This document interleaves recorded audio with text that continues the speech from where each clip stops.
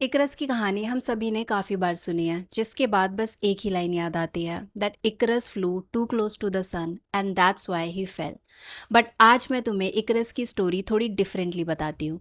Greek mythology में Icarus Daedalus का बेटा था। डेडलस एक ब्रिलियंट इन्वेंटर था। दोनों क्रीट में किंग मीनोस के लेब्रिंथ में कैद थे और उनके लिए लैंड से एस्केप करना ऑलमोस्ट इम्पॉसिबल था। फिर एक दिन डेडलस के दिमाग में बर्ड्स को उड़ता देख आइडिया आया।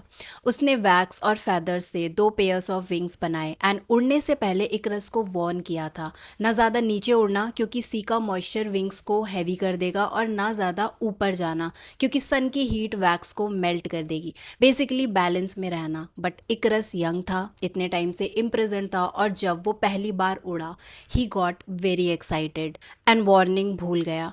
Icarus kept flying higher and higher, और फिर वही हुआ।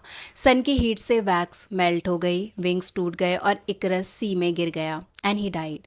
यूजुअली इस स्टोरी को एक वार्निंग की तरह इंटरप्रेट किया जाता है कि अपने एल्डर्स की बातें सुननी चाहिए, रिस्क नहीं लेने चाहिए, सेफ रास्ता चुनना चाहिए।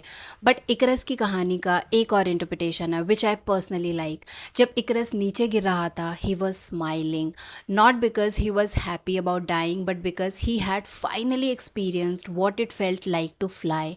And I love that interpretation, क्योंकि कभी कभी गिरना इस बात का सबूत नहीं होता कि तुम हार गए, बल्कि इस बात का होता है कि तुमने उड़ने की कोशिश की थी, तुमने अपनी लिमिट्स टेस्ट की, किसी हाइट तक गए। Falling is simply the price you पे फॉर गोइंग हायर।